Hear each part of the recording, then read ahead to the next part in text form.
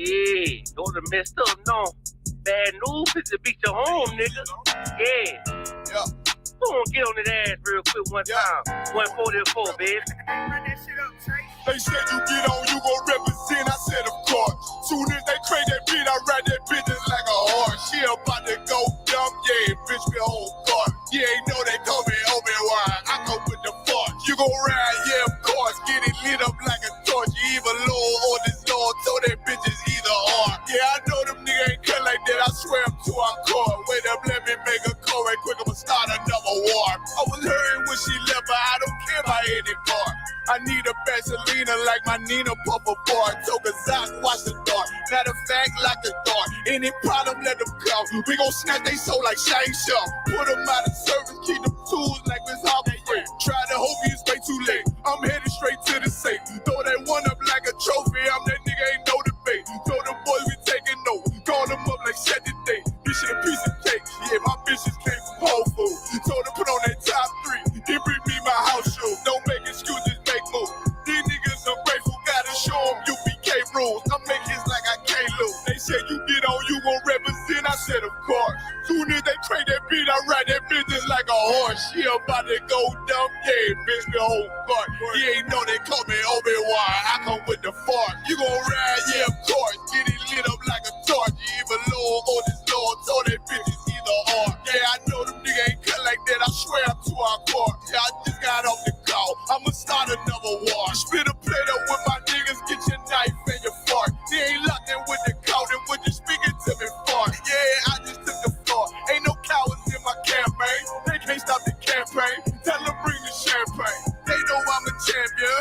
They can see the outcome. Get them niggas bad, got them tied down and outdone. You can't do with them steps. Them niggas been down since day one.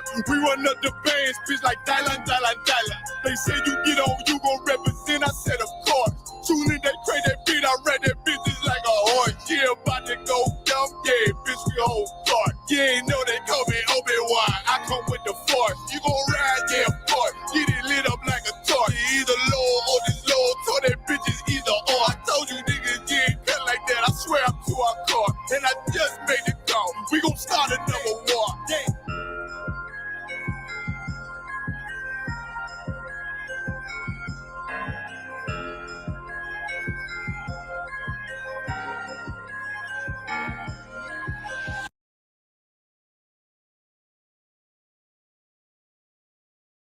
To get a portion right. All right, let's clap it up.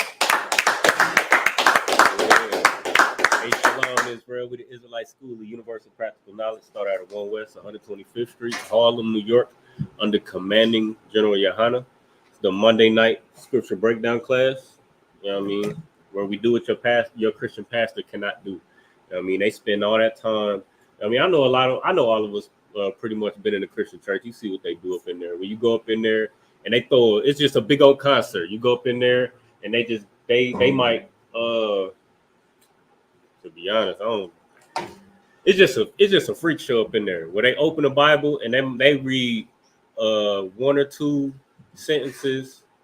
They don't do no breakdowns, and then they just get the dancing and singing and stomping their feet and running around and acting crazy. You know what I mean? And then before you know it, that collection plate coming around 3 or 4 times, and you done put your electric bill in the plate. You know what I mean? But we do what your Christian pastor cannot do. You know what I mean? We've been teaching Blacks, Hispanics, and Native Americans the truth according to the Bible since 1969, teaching our brothers and sisters their culture that we so desperately need, especially in these times right now. You know what I mean? Where you see your oppressor's world falling apart all around you every single day. You know what I mean? The scriptures say, Jacob or Slakia, Esau is the end of the world, and Jacob is the beginning of that which followed. Meaning, when your oppressor's world crumbles, it means you're up next to black man, Hispanic man, and Native American man. Jacob is the progenitor. As a matter of fact, let's get that real quick. Salakia.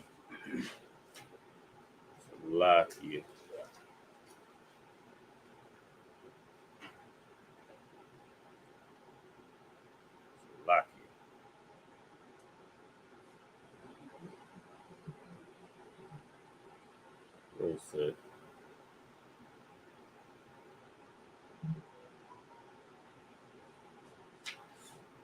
All right, that's what.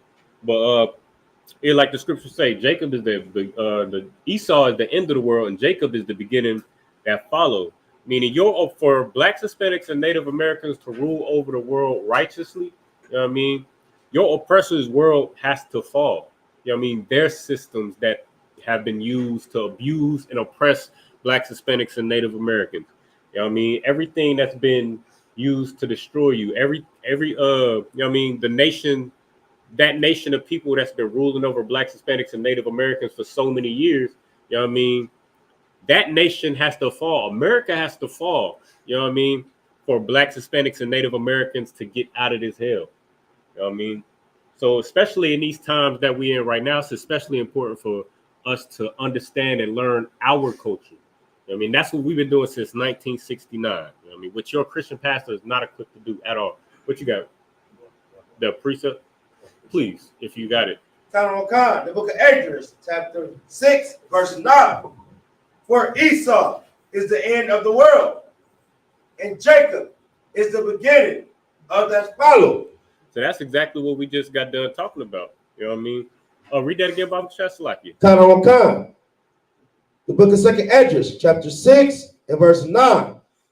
For Esau is the end of the world. So Esau is the progenitor of your so-called oppressor. You know what I mean? The so-called white man.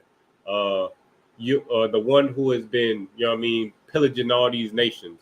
You know what I mean? Going overseas and taking all these other nations' resources.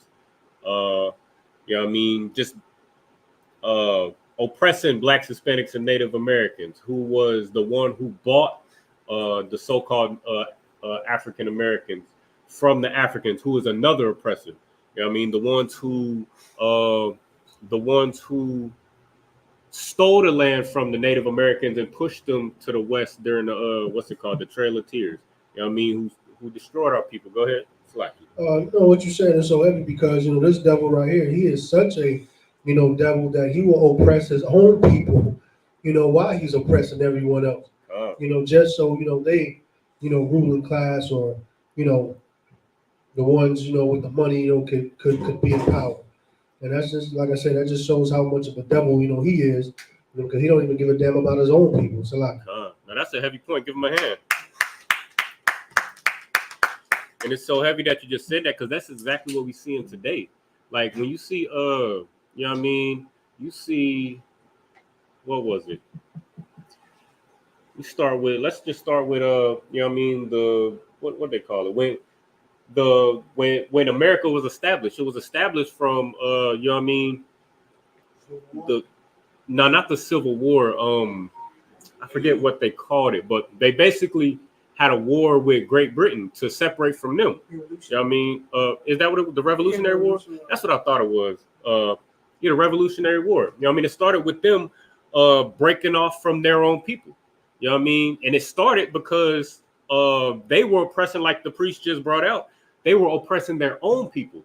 And, you know what I mean, the poor so-called Edomites, the so-called white people of today, the poor there people got sick of it. And that's what incited the Boston Tea Party, which led to the Revolutionary War. You know what I mean? And they came over to the Americas and started to steal from, take the life from, and, you know what I mean, just have their way with the Blacks, Hispanics, and Native Americans, and the Caribbeans, and the Haitians, and the, you know what I mean, all the nations, you know what I mean, that you see oppressed today. And then they come over here and they oppress each other. You know what I mean? But I mean, that's the spirit. That's who Esau is. Go ahead, read on. Khan. For Esau is the end of the world. Esau is the end of the world. Right now, you're looking at the end of the world. Like America, Russia, you know what I mean? All these other nations, they are on the brink of World War III. You know what I mean? You seeing the end of the world where they fighting each other. And that's what you want, Black, Hispanic, and Native American, man. Like, we all think that we got to get involved with their politics. You know what I mean? We got to get involved with their political systems. We got to get involved with their, you know what I mean? We got to vote in their, you know what I mean, societies. when they don't give a damn about they're not gonna put no policies in place to help Blacks, Hispanics, and Native Americans. But we feel like we gotta vote. We feel like we gotta take a stance between Israel and Palestine. We feel like we gotta take a stance, you know what I mean, when it comes to Russia and Ukraine. We feel like we gotta take a stance when it comes to, you know what I mean, all these other nations that are going to war with one another, not even realizing that these wars are going on for Black, Hispanic, and Native Americans' sakes, man. Because that's going to be the end of the world for Esau. And this is a prophecy. Go ahead, read on. And Jacob is the beginning of it that follows. So Jacob is the beginning of it that follows. Meaning after your oppressor's kingdom fall, after their world, which the definition of world is age or society, after their age and their society falls, Jacob, who is the progenitor of Blacks, Hispanics, and Native Americans, can rise. I mean, and rule righteously. I mean, this is just a prophecy out of the Bible. And this is a prophecy that your oppressor, or not your oppressor, Slacky, that your Christian pastors is not going to teach you. You know what I mean? Because they don't give a damn about, at the end of the day, they don't give a damn about you. All they give a damn about is how much money you can donate to the church, how much money you could put in their pockets, how much money you could put on their Rolls Royce car note. You know what I mean? On they, you know what I mean? On they what's it called? They mortgage on a mansion or whatever the case is. You know what I mean? On a private jet. That's all they give a damn about. And you could tell how these Christian pastors are moving. You know what I mean? Where you go in there, you know what I mean? I'm sure some, you know what I mean, some disgusting bastards in that Christian church, but I'm sure some sincere brothers and sisters up in there. But you go up there being sincere, and they take advantage of you in every way. It's like it. No, if I may. Again, you know, what you're bringing out is heavy. You know, what we have, what Black, Hispanic, and Native Americans have to understand is the Christian church is big business. You understand? They, you know, your pastor can't, you know, be worried about his business and worried about you at the same time. You understand? The scriptures say, you know, you can't serve two masters. Right. You know, serving that big business, or you're gonna have to serve, you know, the people who are in your church. You're really gonna have a genuine you're going to have to genuinely want to help these people. Right. But you can't do that when also you got a business to run. Right. Because you're going to have to choose, and America has taught us we're always going to choose our business, always going to choose our pockets before we choose the people. So right. Now, give him a hand. That was perfectly put. Go ahead. That was slight, if I could. That was heavy what the brother said, because I just read an article before I came here. When I was at the house, and the past, I was reading, it said Black church, all Black churches come together, they will produce $11 billion. Think about that, $11 billion. Right. Now, where all this money is going to? Right. You got, I mean, they ain't take care of the community. Right. And you go, a lot of communities in what? They got churches in every corner in the Black neighborhood. You still got brothers in the streets slinging drugs, killing, unaliving each other. So who you saving? Right. What you doing with the money? I mean, you see brothers out there in the street doing this and this and that. I mean, where your youth, you know, where your youth, what I'm looking for, like the youth, your youth, to build up the youth. You know what I'm saying? Like a youth community center, or whatever. You know what I'm saying? To get the brothers off the street. You know, any little thing like that. So I mean, $11 billion. Think about that. $11 billion. Right. They produce. Where all this money go? I just said, like I said before, that's like they're hustling over the Most High. Right. That's all they're doing. That's exactly what it is. Hustling over the Most High. That's exactly what it is. That's exactly what it is. Hustle over the Most High. Now give him a hand. Exactly what it is. If you ask any, I got you in a second.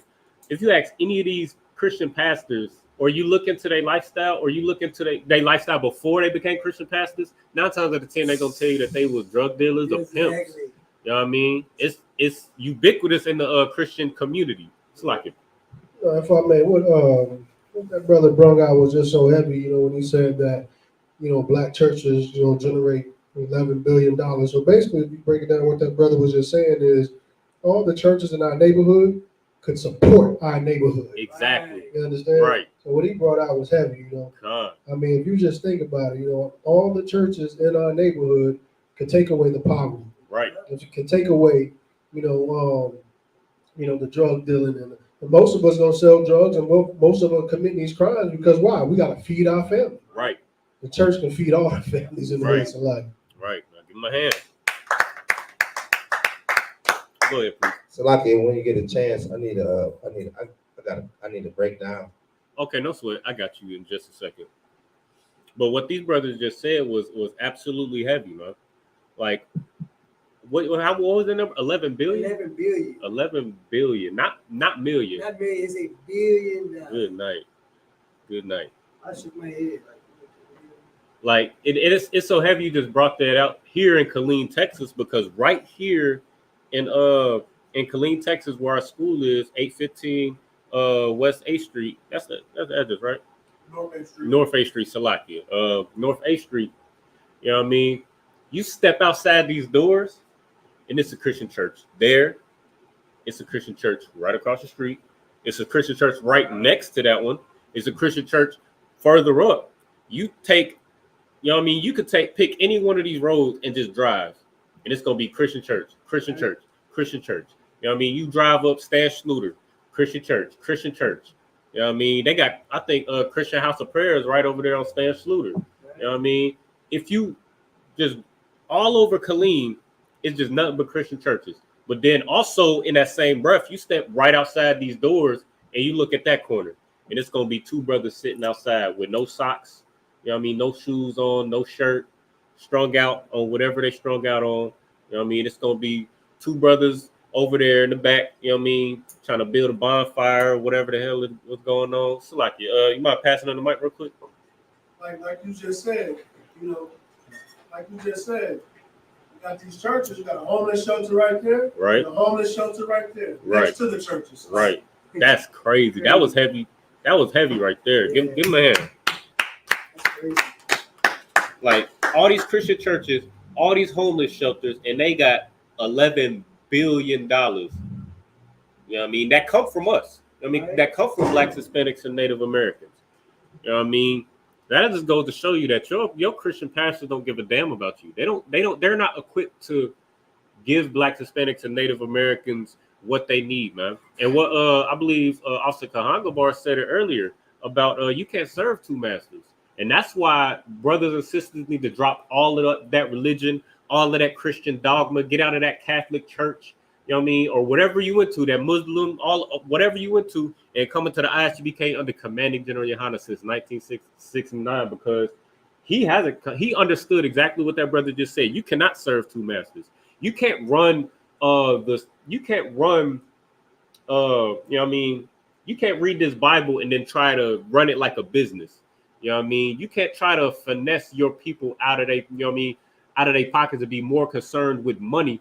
I mean, I believe it says it right after that. You can't serve the Most High in mammon. You know what I mean? You can't serve the Most High in money, because you're either going to love the one or hate the other. You know what I mean? That's where these Christian pastors go wrong, where they might, I'll give them the benefit of the doubt. They might start off with some, you know what I mean, some being genuine, but then they see the money, you know what I mean, or they see they trying to run it like it's a business. You know what I mean? So now, instead of paying this sister's light bill, you know what I mean, for this month, so that she can, you know what I mean, make ends meet for a little bit, you gotta weigh that with my car note due. I just got this Rolls Royce. I just you know what I mean, I'm trying to get this private jet. You know what I mean? So you know what I mean, you got your problems that you created from trying to use your people to fund your way of life, and you're weighing that against the real problems, which is what's causing the poverty in the first place. The fact that we don't have opportunities, we don't have money, we don't have, you know what I mean, we're being starved and abused by our oppressors. You know what I mean, all these nations around us. And that's the reason why we end up taking each other's lives, you know what I mean, robbing one another, committing crimes against one another, because we're kept in such a, you know what I mean, a small area. It's so much of us in a small area, and we got to fight for resources because they're not giving us a damn thing. Your oppressor's not giving us a damn thing, and these Christian pastors not giving us a damn thing as well. You know what I mean? They got $11 billion. But that's why you need to come in the truth. That's why you need to come in the ISUPK to commanding General Yohana, because when commanding General Yohana is faced with compromise or with situations where he has to choose his people or himself, he's always going to choose blacks, Hispanics, and Native Americans. Right. You know what I mean? That's what you need to look for in the leader, man. And that's the. Well, I'm gonna leave it right there. Yeah, what was we about to go into? Was that it on that scripture?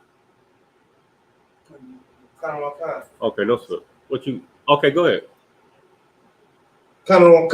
Jeremiah chapter 49, verse 10.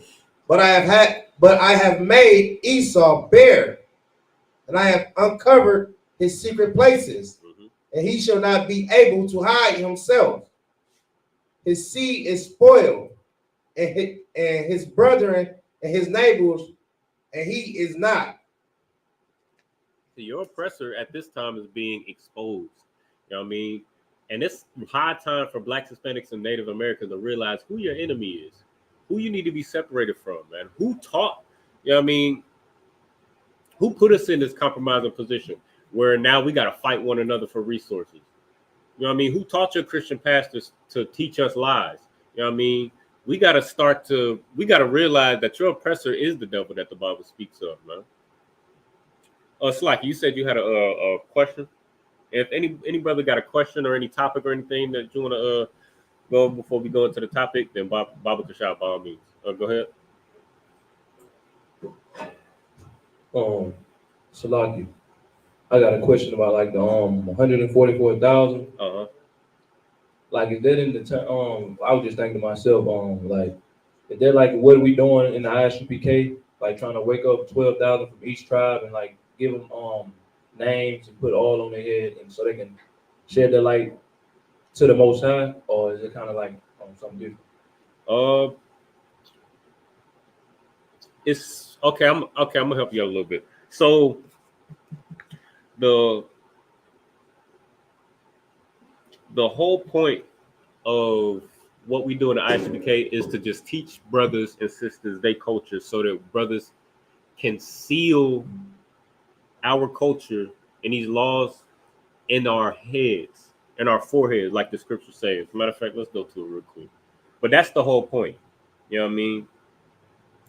The 144 is the 144 is going to be the governing body. You know what I mean? The 144 is going to be the governing body of the you know what I mean, the kingdom of heaven, who have these, you know what I mean, law, statutes, and commandments sealed. Let's see. Let me see if I can. Here.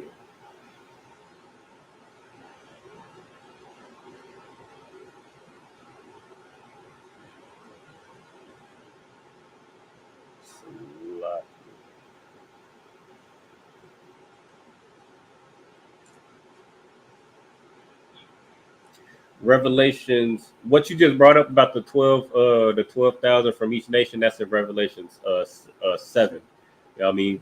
But that's the whole point. You know what I mean? For all of us to, you know what I mean, for us to reach out to our people, teach our brothers and sisters you know what I mean, our culture, so it can be sealed. Because like the scriptures say, the kingdom of heaven is within you. You know what I mean? Meaning we have to, the only way we can bring the kingdom of heaven to earth, you know what I mean, is for us to do what the Bible says. You know what I mean? It's for us to you know what I mean, keep the law. You know what I mean? If you don't have to look over your shoulder and worry about you know what I mean, a brother robbing you, you know what I mean? If you don't, for you to not have to look over your shoulder and worry about me robbing you, then I have to have it sealed in my head that I'm not gonna rob my brother. You know what I mean? For me to not have to worry about any brother sleeping with my rib, it has to be sealed in you not to sleep with another man's rib. So that's what that's talking about. All right, and the sooner we could get this culture sealed in us, then the sooner we could get the hell out of here. Did that answer your question? Okay, most of first. Slacky, I'm one. You had another question? Nah, sorry. You all good? Okay, most of first. Baba Shah, let me get Revelations chapter 12 real quick. Chapter 12 and verse 16. Brother in the chat had a question. Common kind is the book of Revelation, chapter 12, verse 16. And the earth helped the woman, and the earth opened her mouth and swallowed up the flood, which the dragon cast out in his mouth.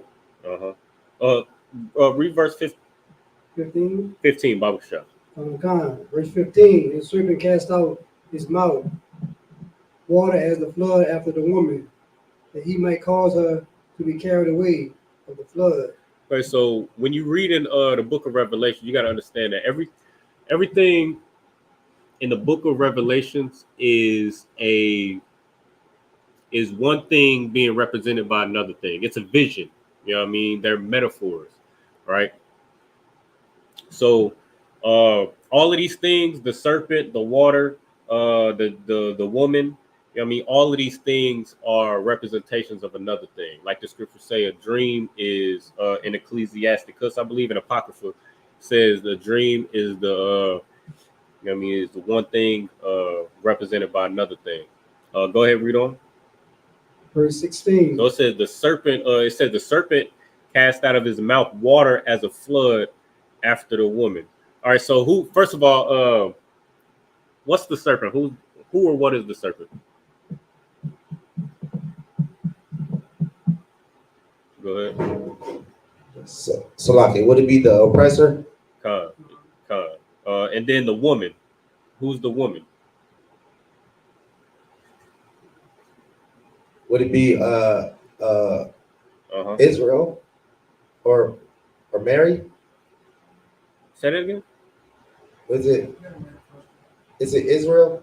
Khan. It's the nation of Israel. Let me get. I'm on you if you don't mind. Let me get. Or actually, go up to verse 9. And it's going to tell you exactly who the serpent is. Come on. This is the book of Revelation, chapter 12, verse 9. And the great dragon was cast out, and the old serpent called the devil. So who is that old serpent? That's referring to that serpent that was in the garden. You know what I mean, go ahead. Called the devil. Who's called the devil? I mean, who do we always say is the devil that the Bible speaks of? It's your oppressor. You know what I mean? Or we go ahead and read on.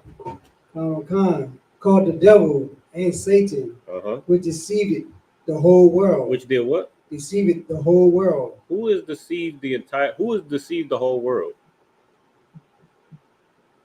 So like it'd be the white man, so-called white man. Or the white man. That's who deceived the whole world, man. And that's the great dragon. You know what I mean? That old serpent called the devil. Right? Let me see. All right, let's go back to verse 15 real quick. Verse 15. And the serpent cast out his mouth water as a flood after the woman. After the woman. So like the brother just said, the woman is the nation of Israel. I mean, the Most High, as you know what I mean, he's always used metaphors to, you know what I mean, describe the nation of Israel. You know what I mean? He describes us as his wife. You know what I mean? He describes us as children. He uses a lot of metaphors, and that's just one of them. You know what I mean? But the woman is the nation of Israel. Go ahead. That he might cause her to be carried away of the flood. Your oppressor has that flood is referencing. That's a reference to your oppressor's ability to lie. I mean, that's one of your oppressors. That's one of the main tools that your oppressors use to oppress Blacks, Hispanics, and Native Americans. You know what I mean? That's the tool that they use to have the Native Americans sign so many treaties and then break them all. I mean, he proposed the deal, and then after the Native Americans agreed to the deal, he lied and stole from them, took everything and robbed them and took their life. You know what I mean? Massacred them and then sent them west during the Trail of Tears. You know what I mean? It's the same tool that they use to, you know what I mean, burn down 700 cities, 700 Black, Hispanic, and Native American cities that we started to build 50 years removed from slavery. You know what I mean? After the so-called Emancipation Proclamation was signed, 50 years later, you know what I mean, we started to build, you know what I mean, Black City, so-called Black Wall Street in Tulsa, Oklahoma, Rosewood, Seneca Village, you know what I mean? And all of those cities are now, you know what I mean, burned to the ground, buried, or, you know what I mean, lakes, you know what I mean, big old vast bodies of water because they were flooded, you know what I mean, because of the lies of your oppressor, you know what I mean?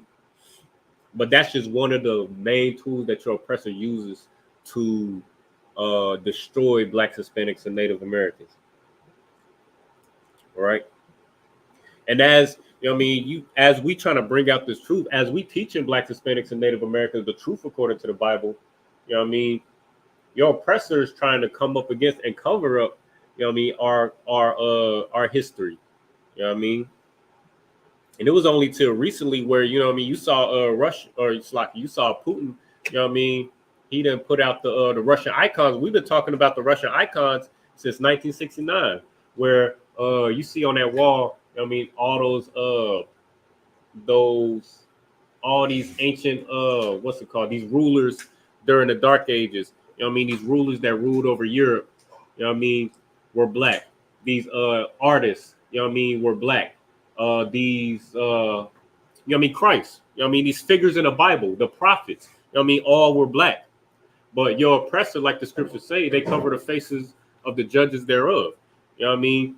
So your oppressor paints all these figures as white and tried to whitewash our history. That's just one of the tools that your oppressor uses to deceive or to keep us in poverty and oppression. Go ahead, read on. So the whole point, so this serpent, you know what I mean, is as we're trying to, let's see, so lock it.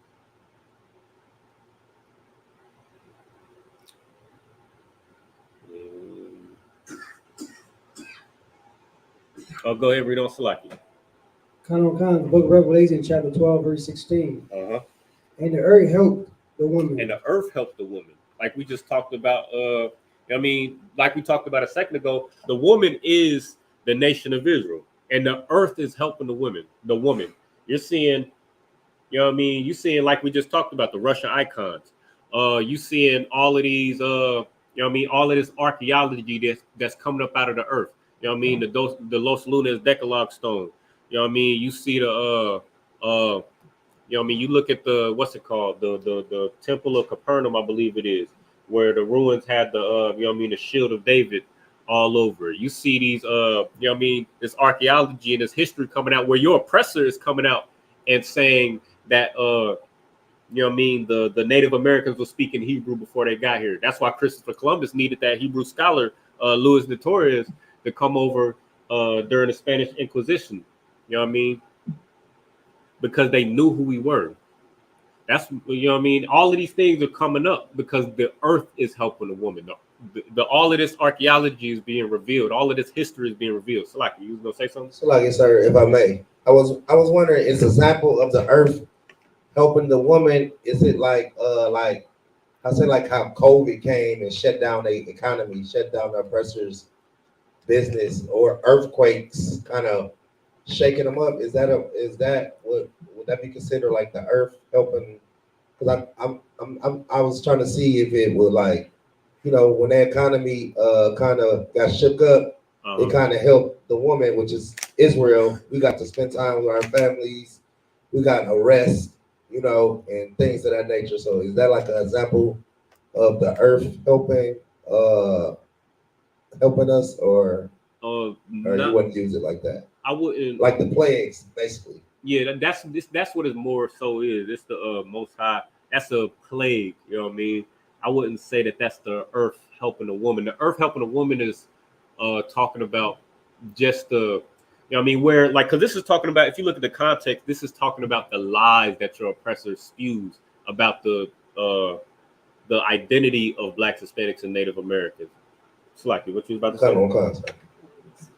Go Give him the mic. Yeah, I was gonna say like welfare, like such as the police with domestic violence, and it's like you can call the police, but they gonna look out for the woman more than basically like with just the government and the system that they have. They more on the woman's side, I guess. No. Okay, so remember these are metaphors. These are metaphors. So the woman isn't a literal woman. Go ahead. Oh, it's like I was like I said, I'm trying to understand it myself. Uh-huh. I was gonna say like it said that and the earth helped the woman. When you see earth, I was looking in the content as the ISUPK, how the things we do, how we speak against the dragon. When it says and the earth opened her mouth and swallowed up the flood which the dragon had cast out of his mouth. So that's my take on those words. What we do as an ISUPK, we speak against the deceiver. We speak against the devil, which calls the white man, which in this case be the dragon. That's just my take on those. No, not quite. Though, because remember, in this metaphor, we're the woman. So in this metaphor, we're not the earth, right? We're the woman. We're the woman trying to bring forth, because this is talking about a woman that's pregnant. You know what I mean? Pregnant with the spirit of the Lord. What we do in the ISUPK is the woman about to bring forth that child. We bring forth the spirit of the Lord. We put that spirit back into the earth, back into our people.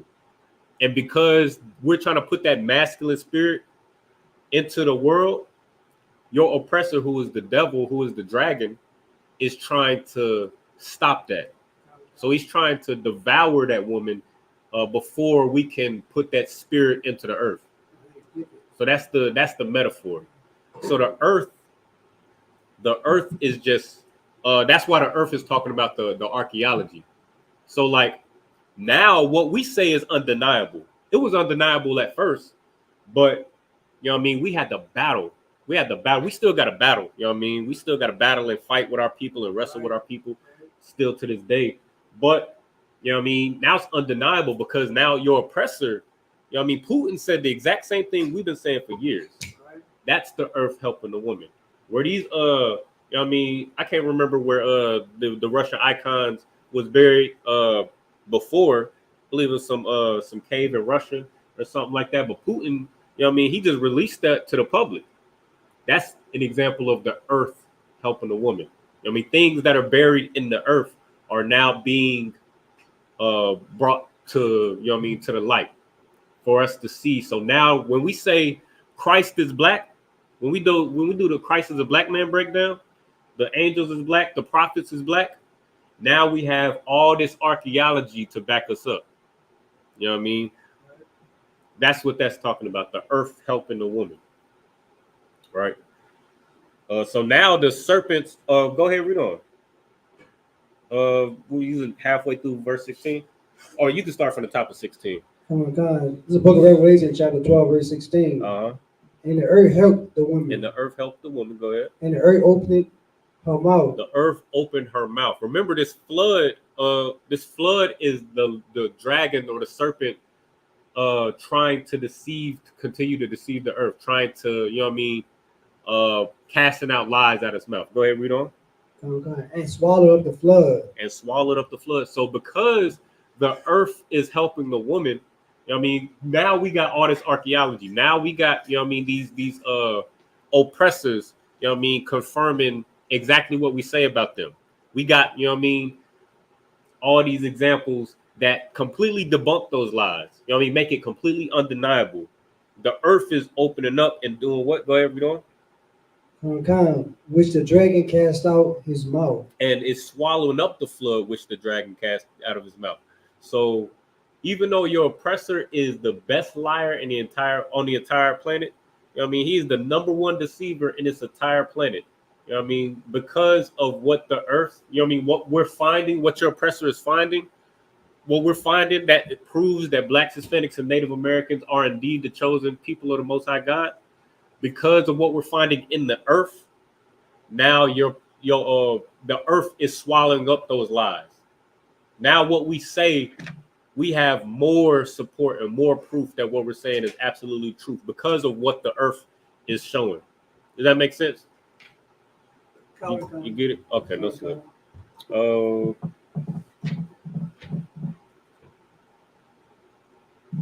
ahead, read verse 17. Verse 17. And the dragon was walked with the woman and went to make war with the remnant of her seed, was kept the commandments of God and have the testimony of Jesus Christ.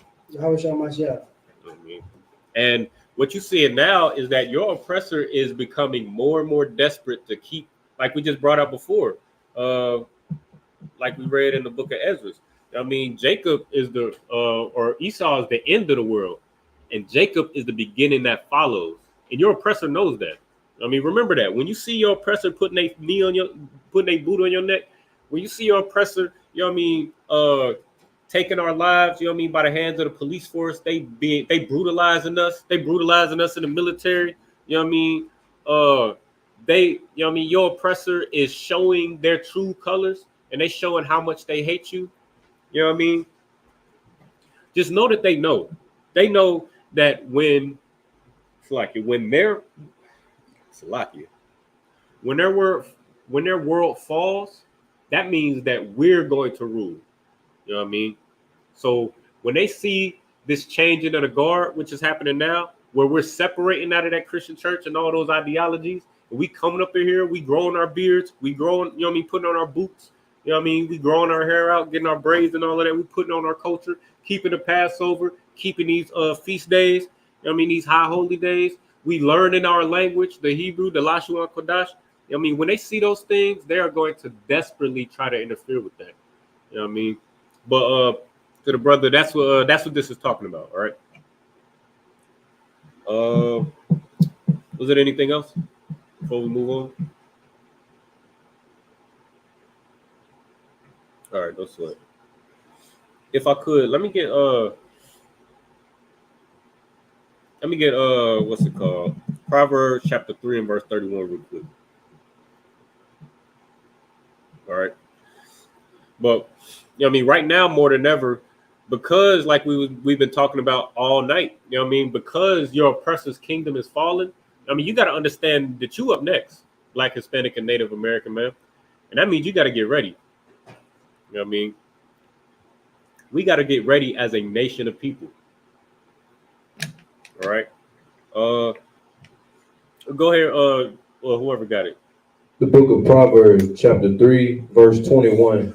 My son, let not them depart from thine eyes. Keep sound wisdom. Salakia. 31. The book of Proverbs, chapter 3, verse 31. Envy thou not the oppressor, and those none of his ways. And choose none of his ways. And choose none of his ways. Like we was talking about before, man. Right now, it is high time for Blacks, Hispanics, and Native Americans to awake out of this sleep, man. And to realize who your oppressor is, man. Who the devil is on the earth. You know what I mean? Because your oppressor is trying to stop you. You know what I mean? They know that once their kingdom falls, then you're up next to rule. You know what I mean? So they're going to do everything in their power, you know what I mean, to stop Blacks, Hispanics, and Native Americans from ruling over this earth. You know what I mean? And to stop their kingdom from falling. That's why, you know what I mean?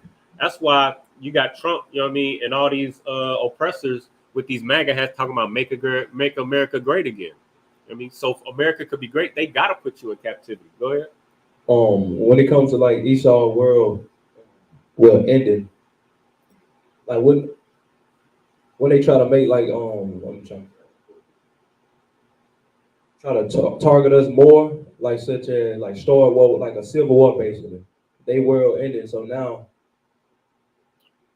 that they world ended, all the negative stuff and how they kill us, it'll be like a racial war, like.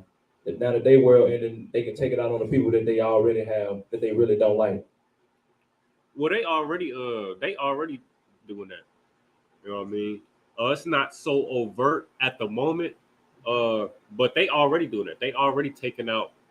You know what I mean? The frustration of seeing their world collapsing on Blacks, Hispanics, and Native Americans. That's why for the past decade, you've seen so many police shootings. You've seen so many you know what I mean, oppressors with a gun, you know you know what I mean, taking the lives of our people and then getting away with it. You know what I mean? Or you see, you know what I mean? I ain't gotta, I already know you know what I'm talking about. But, I mean, that's why you see these things, because that's what they've already been doing that. But the only difference is, you know what I mean? The difference is that's the, you know what I mean? That's part of the curses if we not following these laws, statutes, and commandments. So that's why what we doing in here is so important. Where we teach our brothers and sisters our culture, because once we separate, you know what I mean? Once we separate from our oppressors' culture and their ideals and what they taught us, you know what I mean? They taught us to be liars and thieves and what's the word? Unalivers. You know what I mean? To take one another's lives, to be drug addicts and drug dealers, our sisters to be whores, and to you know what I mean? To take the lives of their babies. They taught us all those things. And all the things that we just mentioned before, you know what I mean, your oppressor getting above you very high and us being low below them, you know what I mean, that's part of the curses. I mean, as a matter of fact, let's get that real quick. I believe it's Deuteronomy chapter 28 and start at verse 50 real quick. We get there with you. Deuteronomy.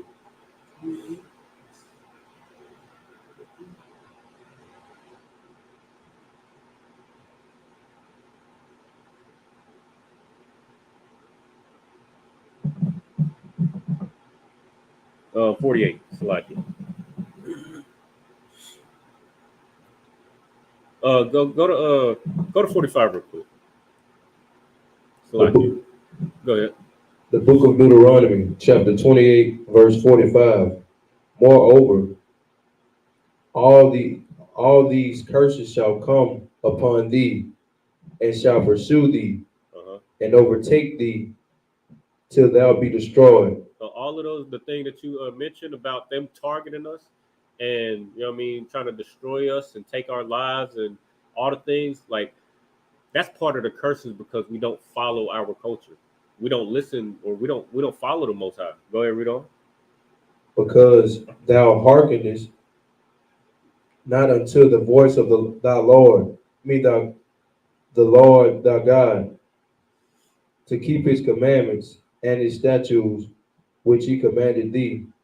So your oppressor is going to, you know what I mean, the reason why your oppressor is becoming so, you know what I mean, so uneasy about Blacks, Hispanics, and Native Americans is because we're coming back to our culture. You know what I mean? I mean, they oppressed us. You know what I mean? They will put their knee on our neck. They will put their boot on our back and, you know what I mean, oppress us and oppress us and oppress us. But the reason why they come up against us so heavy is because we're coming out of that. You know what I mean? We're coming out of that mind state of following after their culture. You know what I mean? Go ahead. Are you about to say something? So I give a good about this shot. This is still on topic. I think Jeremiah 10 and 2. Jeremiah 10 and 2. Go ahead. Yeah. In the book of Jeremiah, chapter 10, verse 2.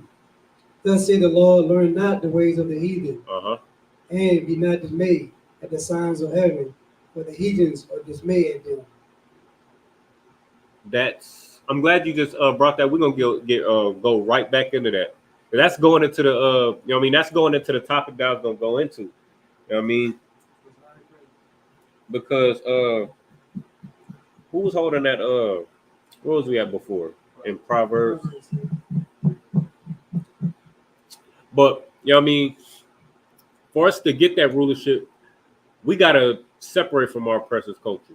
You know what I mean? But they gonna abuse it and target us regardless. The difference is whether the Most High is with us or not. You know what I mean? Just to make it short for you. And you know what I mean? The Most High not gonna be with us if we not following our laws, statutes, and commandments. All right. But go ahead and read that Jeremiah real quick. Jeremiah? Yeah, that what you just had. Okay.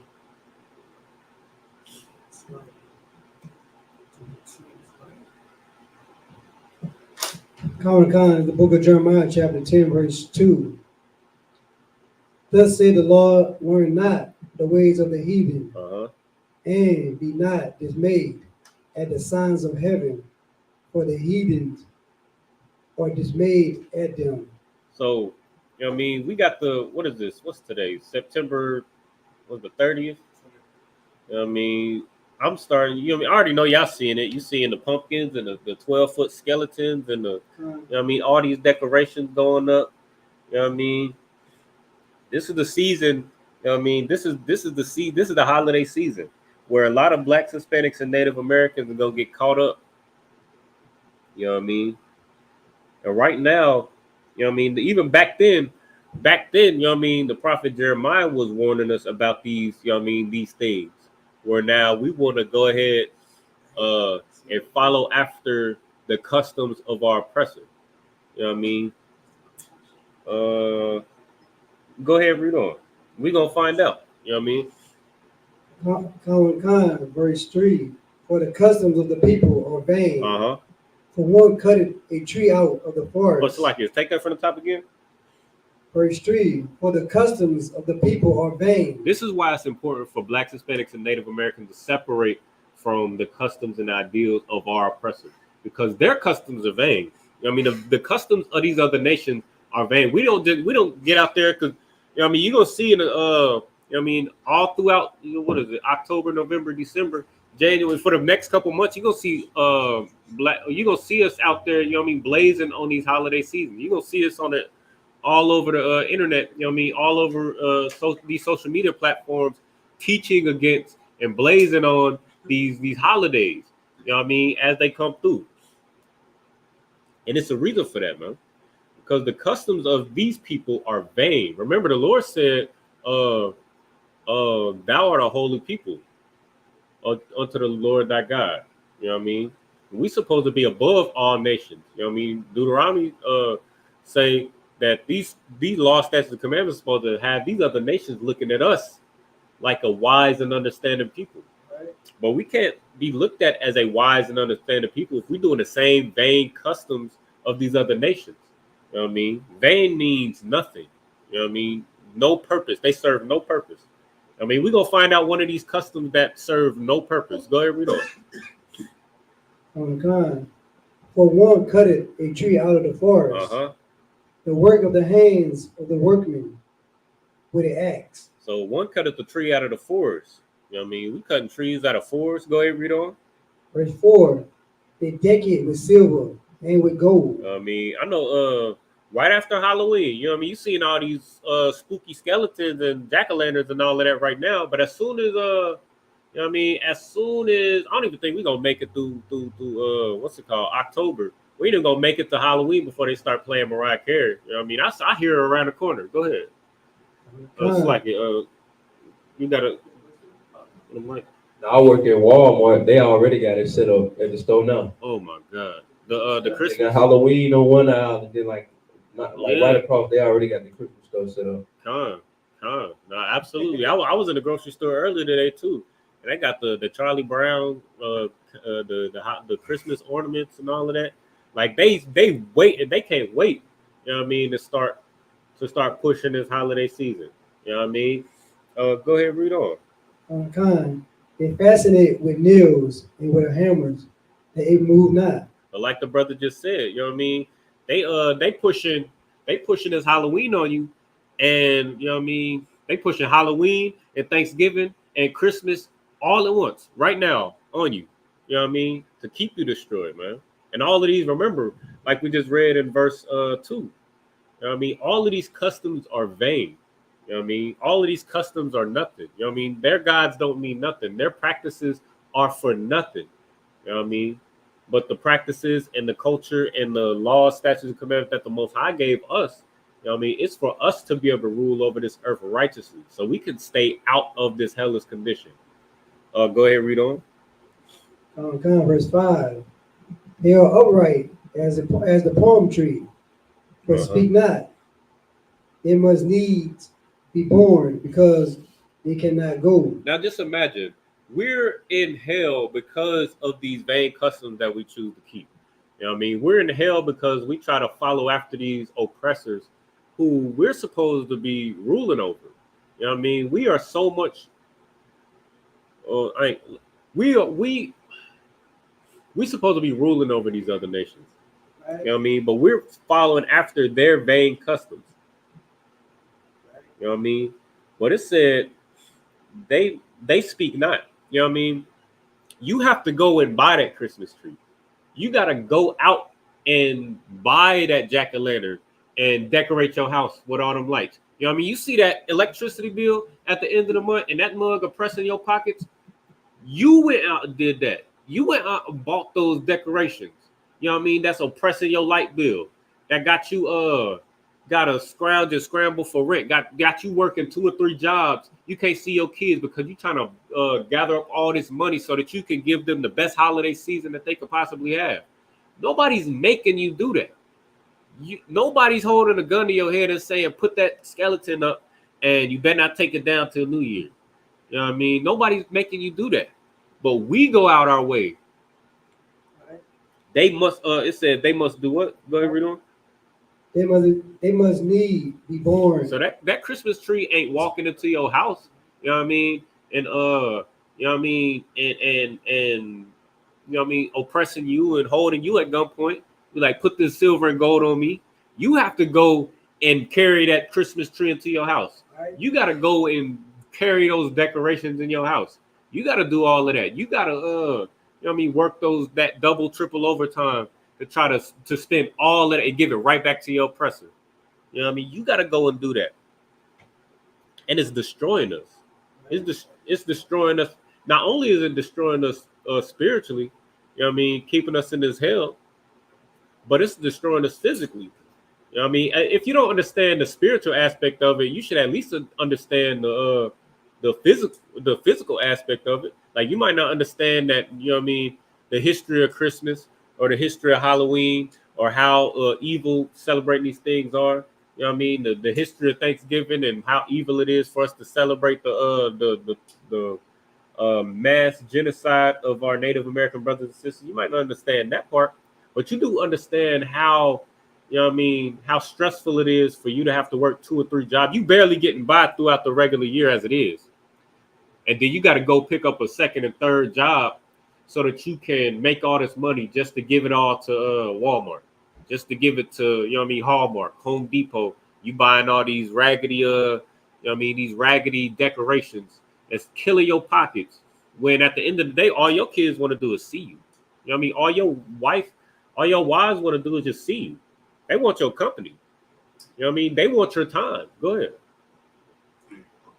Yeah, I was watching a video about with your young dog. He was saying he was like a 1-year-old, 2-year-old don't know what $1 million is. They don't know what $500 is you got in your bank account. They want to basically what you just said, spend time with you. And that's give them a hand. And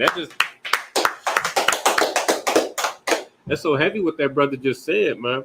Because I mean, you gotta teach your kids these evil things. Like they don't give a damn about. They don't understand Christmas. Right. They don't know what Christmas is. They don't know what Halloween is.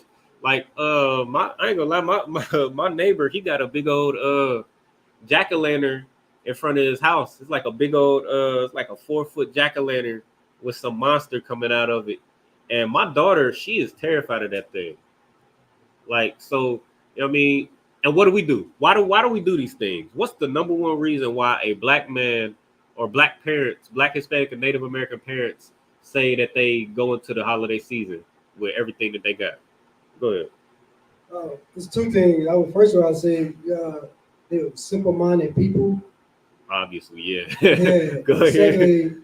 Secondly, I mean, according to the scripture, they follow the ways of the heathen, uneducated, being persuaded by the oppressor.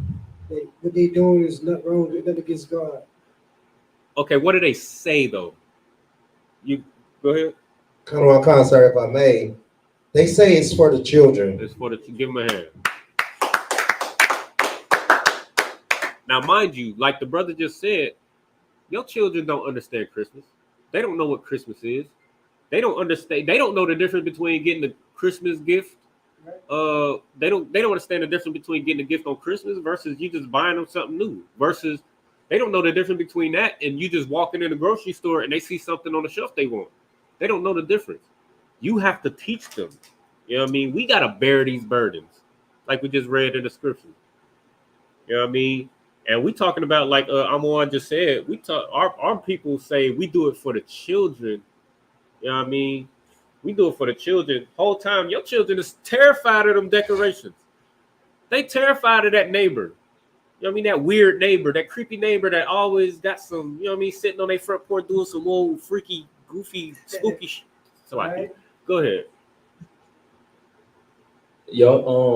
And the school help you, design you to not be scared. To see how your child will be scared of it when they with you, but you go to the school and then now they got you carving them up, now you're cutting them up. So they're really showing you, just like, you know what I'm saying, putting you in the mind state that it ain't nothing scary because you sitting there cutting it up and designing it yourself. But when you see it out there on the porch, like with a monster hopping out of it, you scared of it.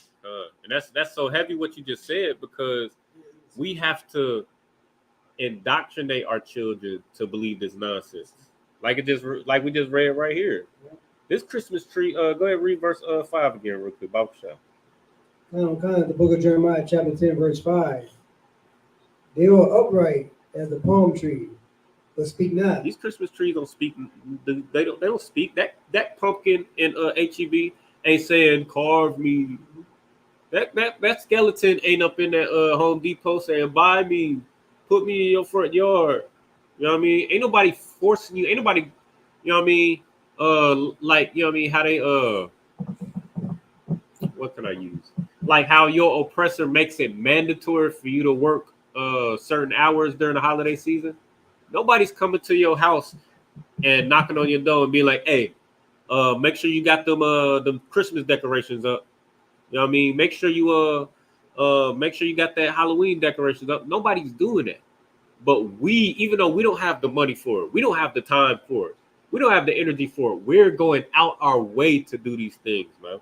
Go ahead. Right, so like if I may, and it's crazy that you said that, and it's very heavy, you know, because the school system, they will force your kids into it, really, because like I took my daughter to school for the first day, and then she had to stand for the flag and salute Texas flag, and I put her teacher in the hallway, and I'm like, hey, you know,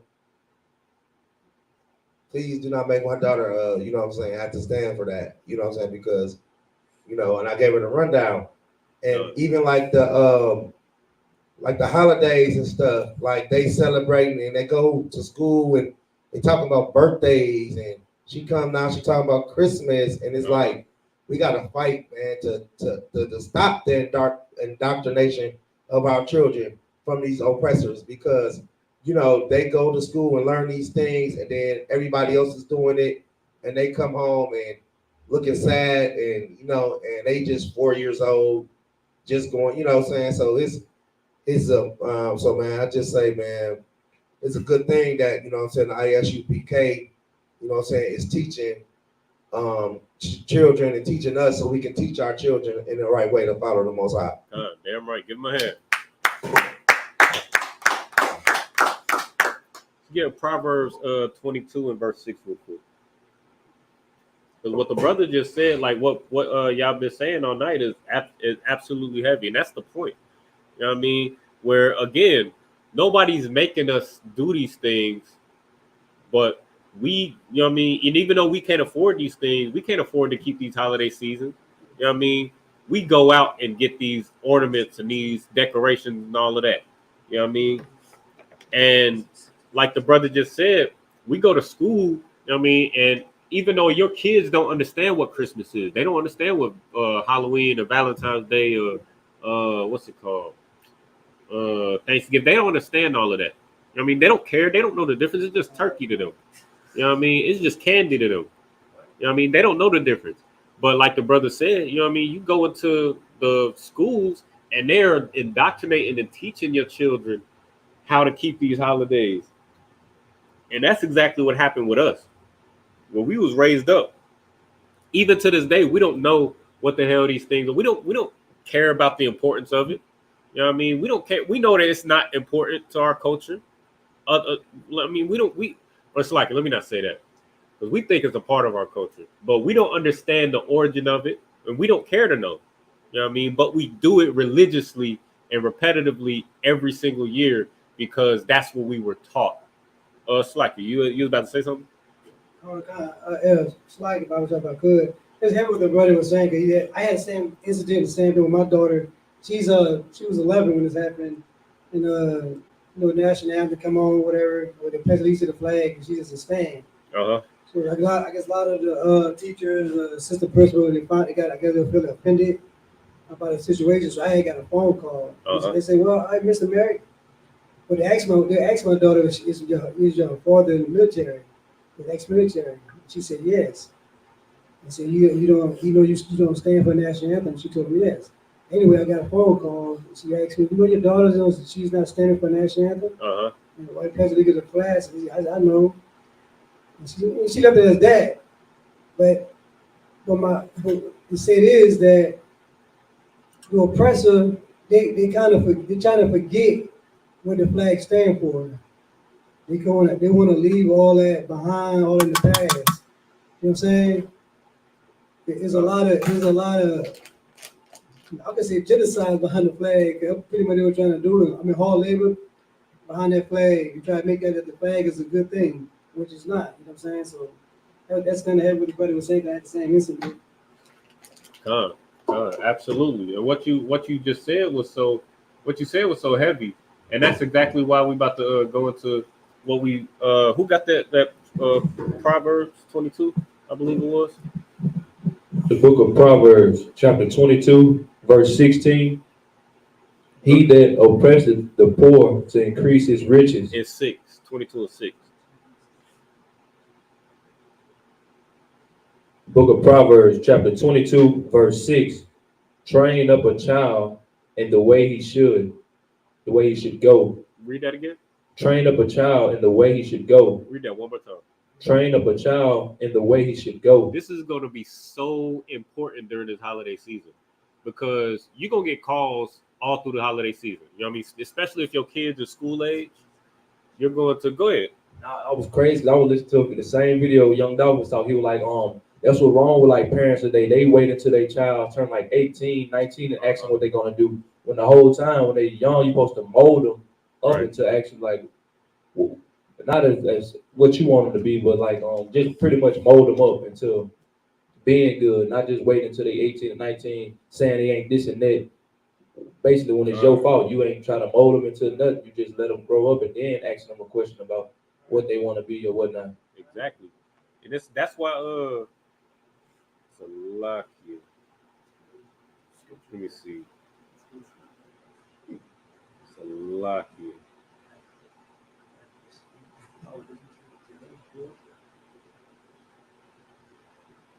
Salakia.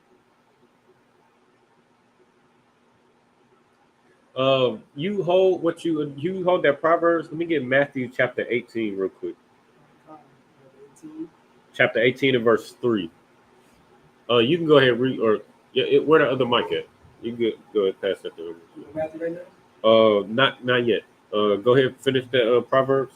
Book of Proverbs, chapter 22, verse 6. Train up a child in the way he should go. It's going to be so important for you to train up your children right now in the way that they should go.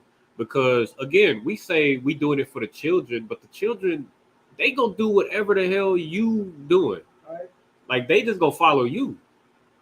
As a matter of fact, go ahead and read that Matthew real quick.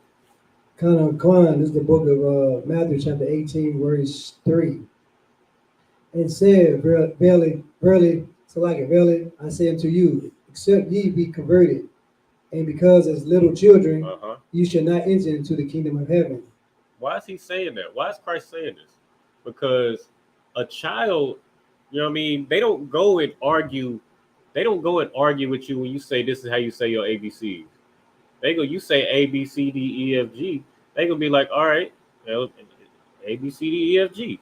You know what I mean? I just saw recently they changed the ABC song, where at first it was H-I-J-K element of P. Now they changed the whole ABC song. And the parents, for some reason, is distraught over it. They're like, how they gonna change the ABC song? But the kids, they don't care.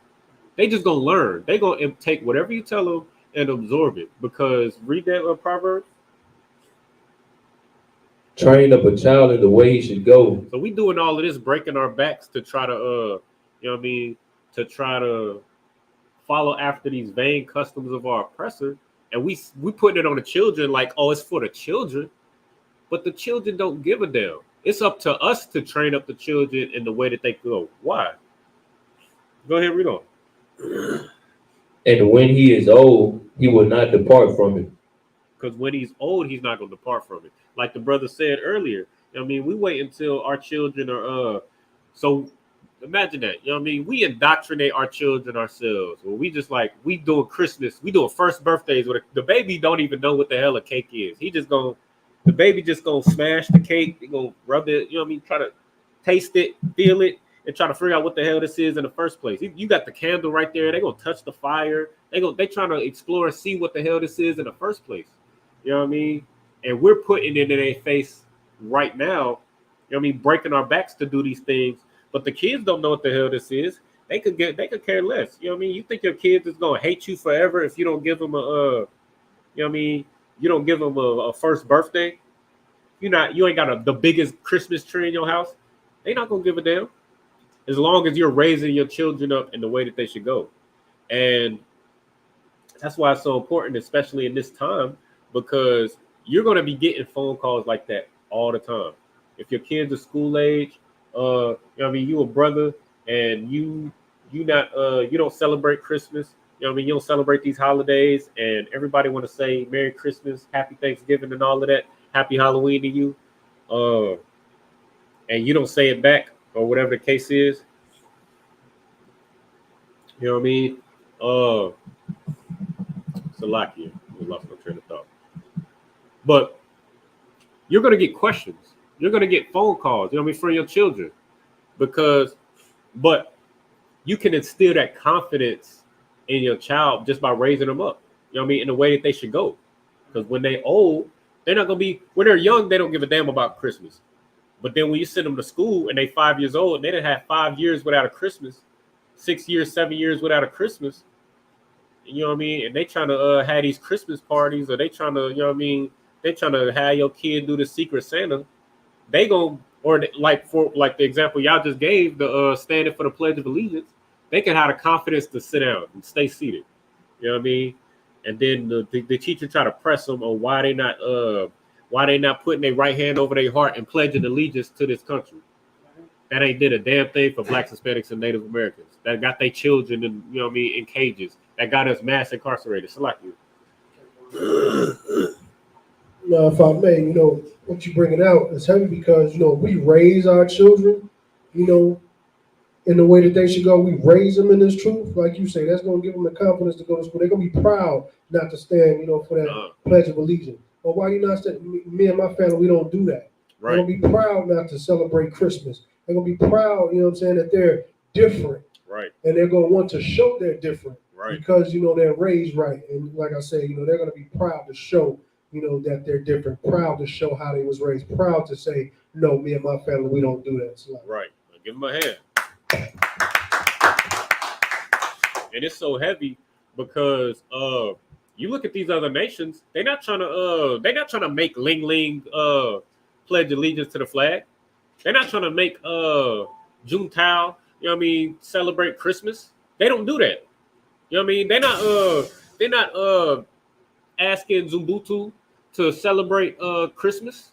You know what I mean? They know that they got their own customs. You know what I mean? But it's only Blacks, Hispanics, and Native Americans that they target that try to push this customs, you know what I mean, they try to push their vain customs on our people, because they know that if they keep us docile and following after these vain customs, then they can have a leg up on us and rule over us. But they're going to push these customs on you, Black man, Hispanic man, and Native American man. That's why it's important for you to, you know what I mean, train up your child in the way that they should go. So that when they're older and when they're questioned by their oppressor, they're questioned by their teachers and like, why you don't celebrate the 4th of July? Why you not pledging allegiance? Why don't you stand for the national anthem? Why don't you want to decorate these pumpkins? Why don't you want to decorate this Christmas tree? And they could just simply say, this ain't my culture. In my culture, we don't do that. We don't do that. You know what I mean? You raise up your child in the way that they should go. You know what I mean? They're going to your oppressor, you know what I mean? They're going to hate it, but they're going to respect it. just like they gonna have to respect it. I mean, what other choice do they got? And if they give you that call and try to make your child do that, or they try to press you, you know what I mean, you can do the same thing and defend your child with confidence. You know what I mean?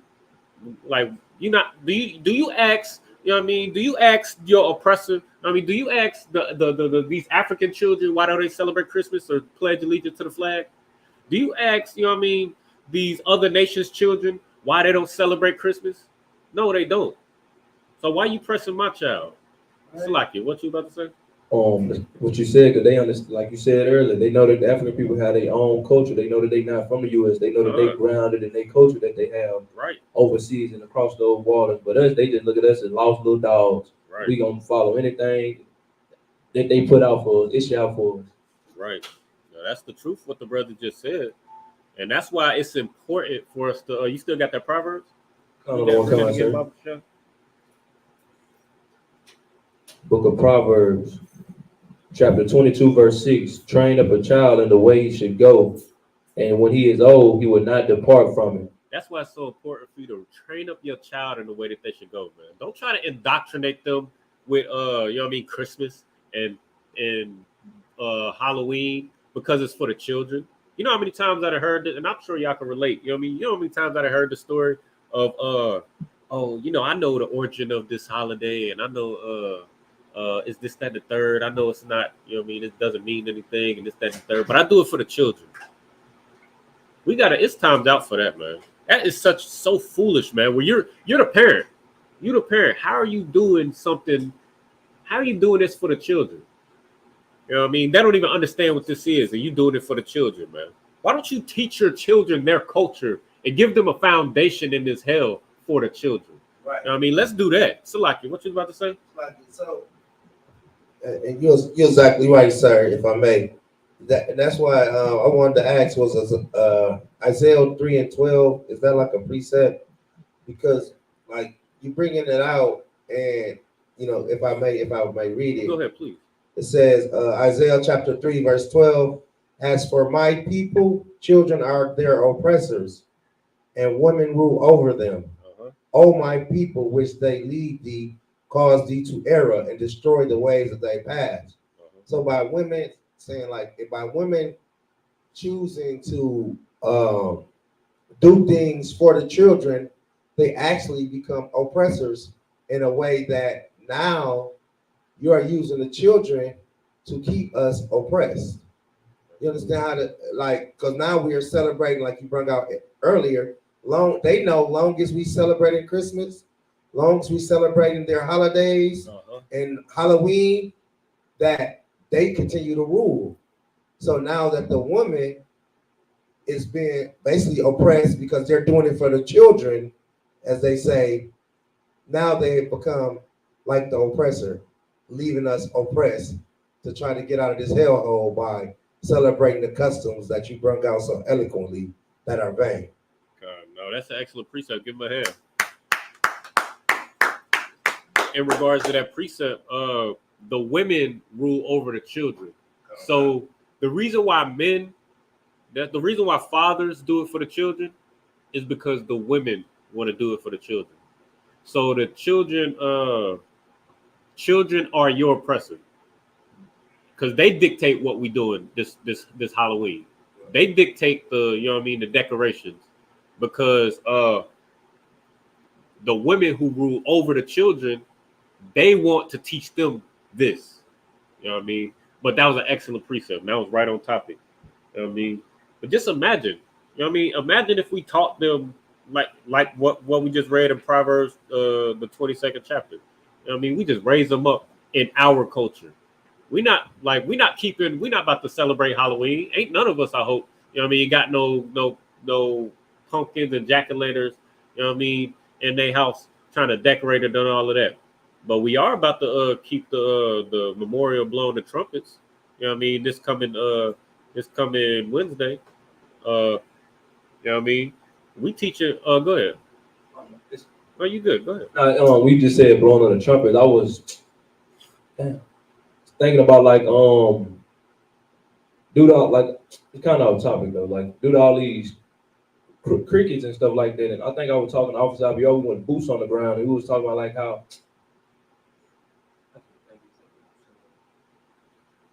It's good. Take your time.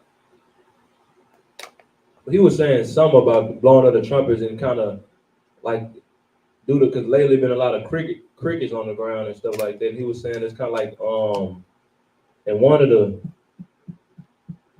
the stories with like locusts, he kind of referred to like the locusts when they was outside, and so I can't exactly remember. But when you said blowing of the trumpet, they kind of made me think of that.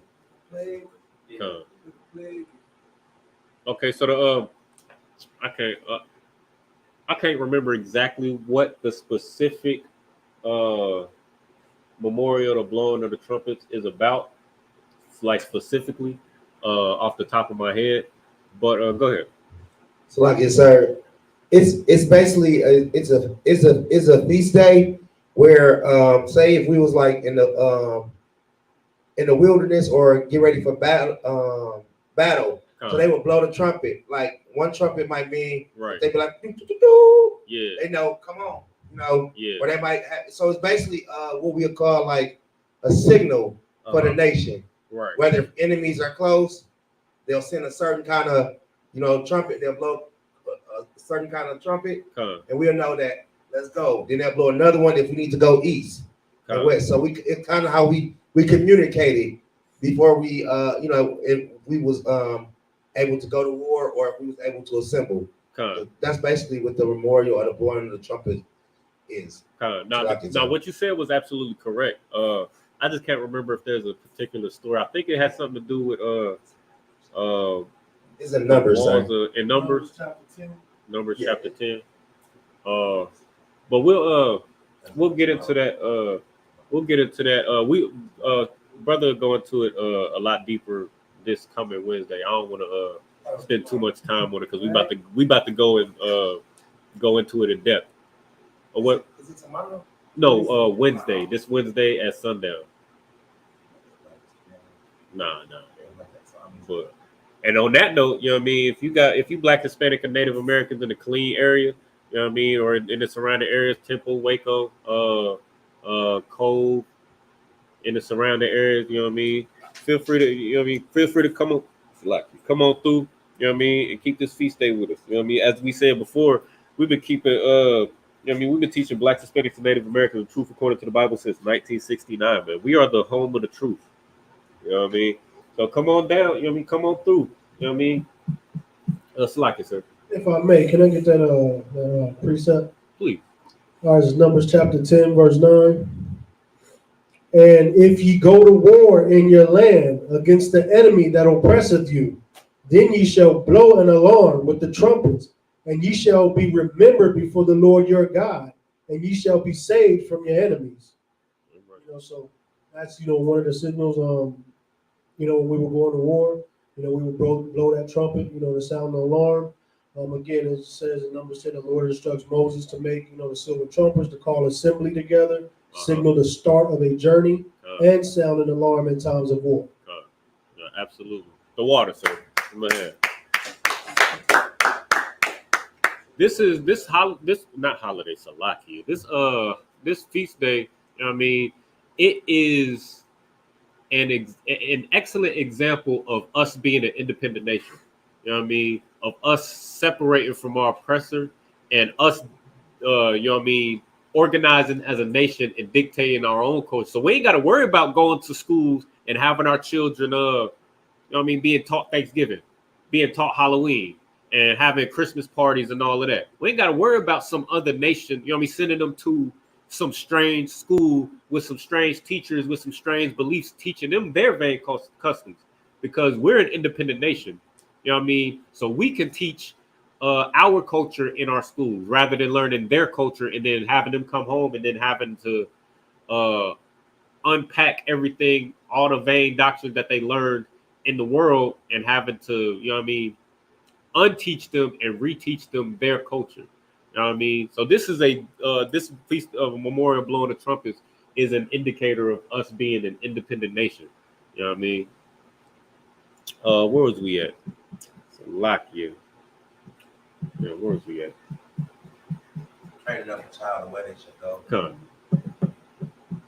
But yeah, so long story short, it's gonna be extremely important right now, especially for us to lock in, really lock in and see like how evil this world is and see what's being pushed. Like the evil things are being pushed into your children's face day by day. You have to watch the TV, you got to monitor what they watch because you don't know whether it's gonna be some abomination that just pop up in their face.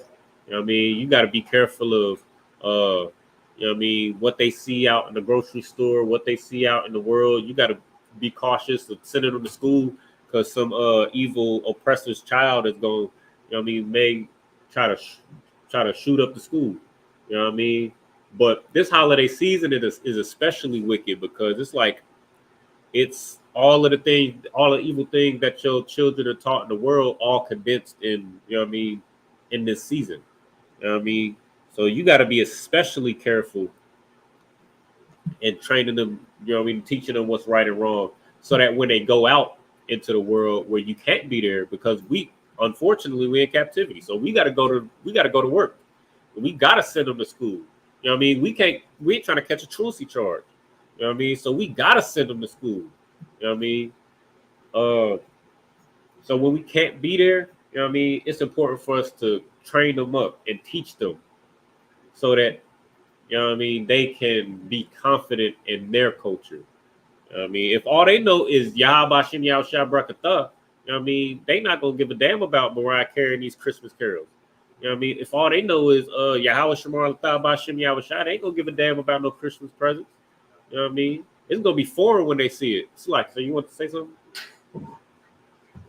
If I may, what you said is heavy because it is very, very important, that we raise our children up in this culture because it's like going to war. Because as soon as they go outside their door, your oppressor feels like it's their job to raise your children in their culture.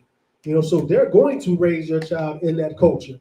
And that's why it's so important that we, combat that and we raise our children, let them know this is what we do. Right. Because your oppressor is waiting to raise them up in their culture. So. Right.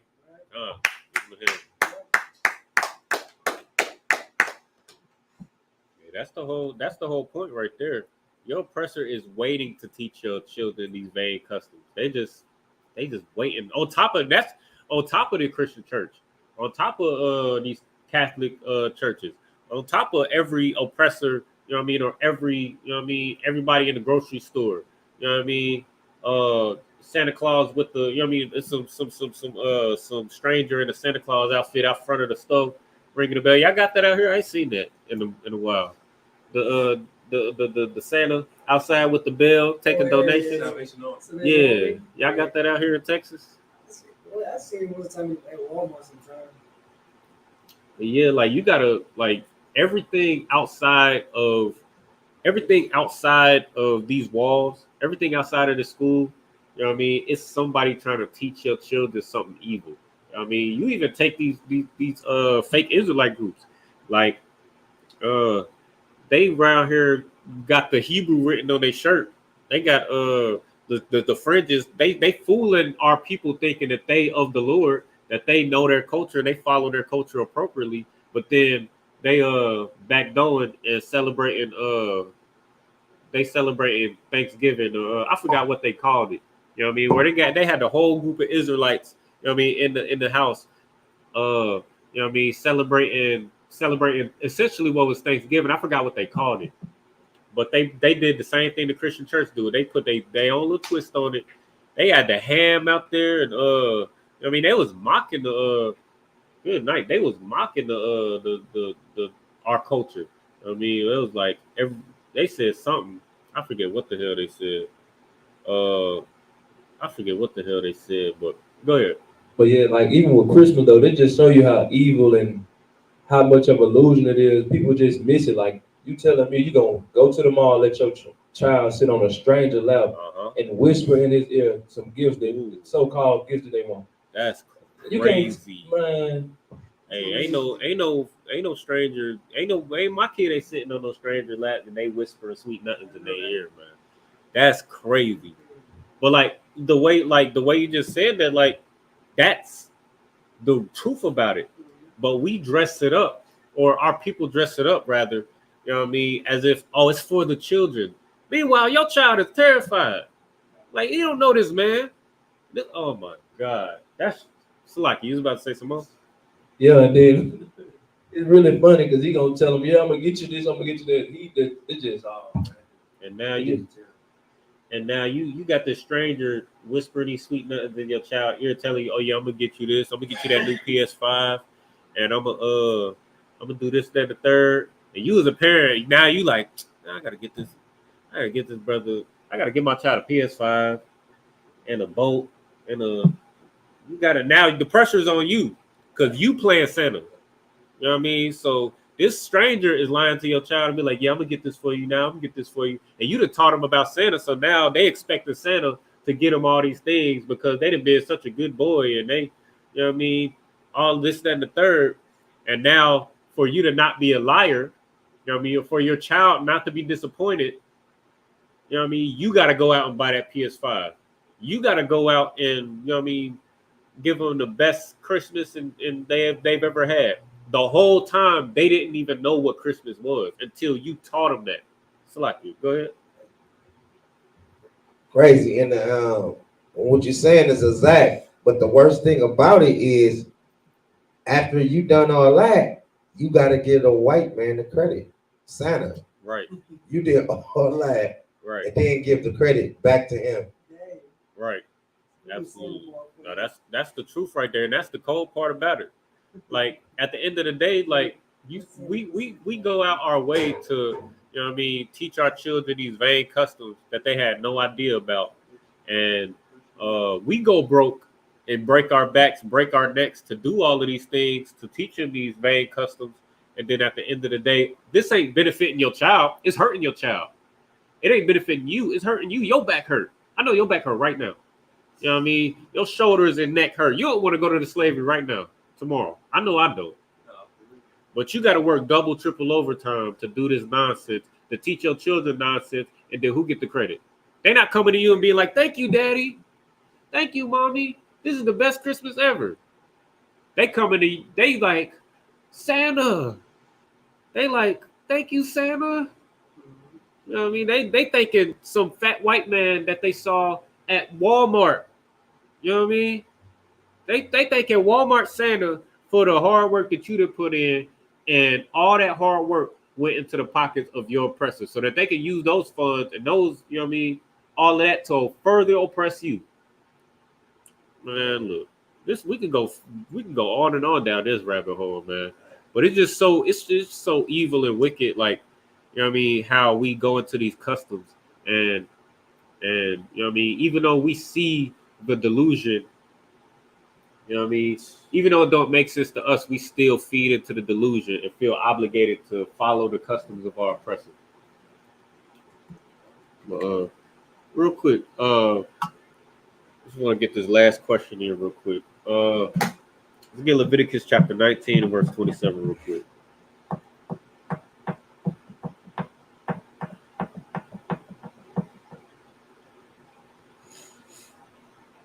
You know what I mean? And just to get a background before we read it, a lot of the laws that we, especially in like the first 5 books of the Bible, I mean, a lot of these laws come from being in direct opposition to the things that our oppressor did in Egypt. You know what I mean? And this is one of those laws. But go ahead and read it when you got it. The book of Leviticus, chapter 19, verse 27. Ye shall not round the corners of your heads, neither shall thou more the corners of thy beard. So we know what this is talking about, right? You can tell me what this is talking about. Haircuts. Not particularly. What you about to say? I'm talking about a goatee, a beard, mullet to be hair. What about it? I know you know. But what about it? But that's the look of the heathen. The heathen. A goatee is the look of a heathen? Well, I got a goatee. Dang. That's all I got. 1 second. Go ahead. And when you done, you just pass the mic to the brother. I know it's a law, but I know you're trying to look important. Go ahead. I think brother was talking about like 2 weeks ago, like we was in Egypt. It was like customs of Egypt. They used to get lineups and stuff like that. So that's what this is talking about. It's talking about the excess grooming of our, you know what I mean, of us rounding. Like, read it again. Book of Leviticus, chapter 19, verse 27. Ye shall not round the corners of your heads, neither shalt thou mar the corners of thy beard. So the corner of your head is like where two things meet, right? Two things come together and make a corner. So, you know what I mean? When brothers get them shape ups, you know what I mean? That's you rounding the corners of your head and marring the corners of your beard. You lining up, you like getting that line up and that shape up. You know what I mean? It ain't nothing wrong with grooming yourself. You know what I mean? Making sure you like, you know what I mean, looking decent, but like you doing the like how they got the you know what I mean, brothers getting the cuts in their eyebrows and I don't know if y'all remember that back in in like the early 2000s, had the cuts in the eyebrows. Nowadays they doing the hairline with the back then they had the double hairline where they had the hairline and then they would do another hairline and it was real corny. But back in the day, you know what I mean, we was eating it up. But it's a lot. But now, go ahead. So like yes, sir. Also, when they say mar, that mar is like you shouldn't shave off your side, like your beard right here, like shave it all off. Like he said, just grooming it. That's the why. But when you mar it off, you cutting it off, and it's kind of like making a baby face. And then it's so heavy that the oppressor look at you like a child, or you become not fearful of. You know what I'm saying? So he wants you to cut it off so you won't be look so manly, and he will be afraid. You know, but that's what it is. Marring off your beard is like you taking a razor and you just cutting your beard off. That's against the law, statutes, and commandments. Go ahead. You say more mean completely cutting your hair off your face. Okay, get the definition of more real quick. And you might let's see what the Zondervan Bible Dictionary say. You can look in the Google definition as well.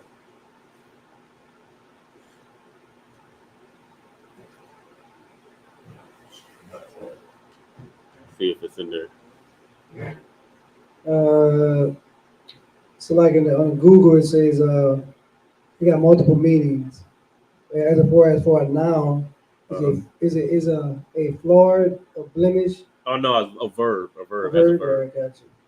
To make a blemish or imperfection on something, or to spoil it. So in our culture, we wear, you know what I mean, we grow our beards out.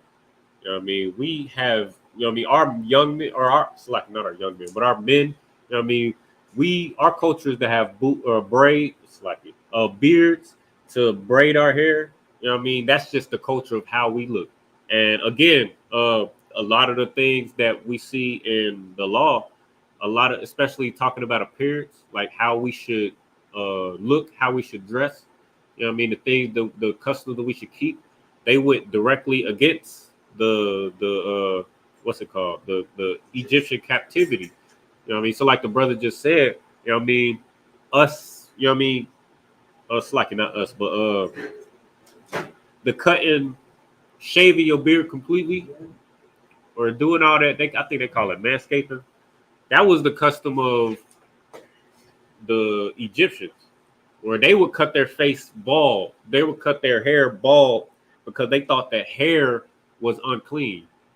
You know what I mean? Whereas, again, we grew out our hair. We grew our hair. We grew our beards. You know what I mean? So that's why it says, that what that definition say? It says to diminish the perfection or holiness, to spoil. Also mean to destroy. So that's what I mean as far as completely take the hair off your face. I'm gonna read the definition I got as well. It says impair the appearance of and disfigure. You know what I mean? There's one. We doing all of that to our facial hair. We doing all of that to our. You know what I mean? We think it's all fly because we want to get women and all of that. We want to get these jobs. We want to look we want to look harmless to our oppressor. We want to, you know what I mean, this, that, and the third. We think that it's a beautiful thing, but it's us disfiguring it. It's like disfiguring our appearance because the Most High intended for us to, you know what I mean, grow our facial hair out and our, you know what I mean, our hair out. So, no, you shouldn't be, according to the scripture, you shouldn't be getting lined up, you know what I mean, getting the, you know what I mean, getting all in the mirror with they got the chalk powder on the hairline and all of that, you know what I mean. That's what this is talking about. It's a lot of words. But I don't know if the brother's still in the chat. One of his questions? Yeah, it was a brother that asked it in the chat. But you know what I mean, let me know if you need a little bit more. But that's in a nutshell, that's talking about. You know what I mean, you're not to get a shape up. You're not to line up your beard, you're not to line up your hairline, you're not to do all of that. You know what I mean? You can cut your hair down, you can trim like we was talking about before, you can trim it down, you can trim your hair down, but you know what I mean, all of that, you know what I mean, with the razor and all of that, we don't do that. That's not our custom. All right.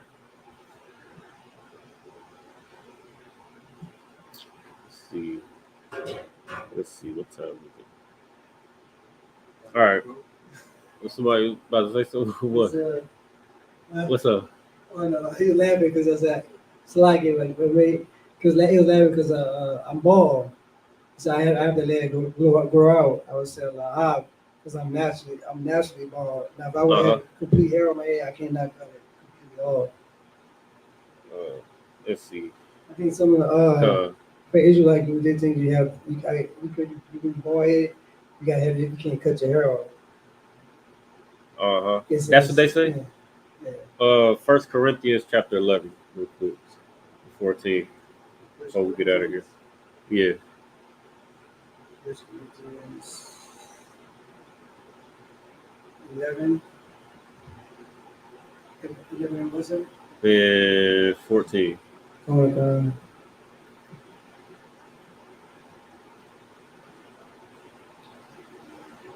Come on, so it was the book of 1 Corinthians chapter 11, verse 14. Do not even nature itself to like it. That's how you said, do it. Yeah. Not even natural itself teach you. Nature yourself teaches like it. That if a man have long hair, he is a shame unto him. So this is a precept talking about exactly what you just brought up. Nature will tell you that you know what I mean, when it's time to let it go.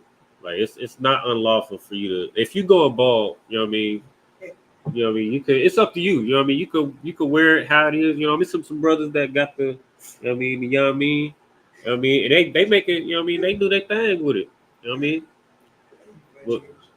But it's like nature will, you know what I mean, where we have like the scriptures say for us not to, you know what I mean, to not to cover our heads, you know what I mean, or to have the crown of our heads exposed.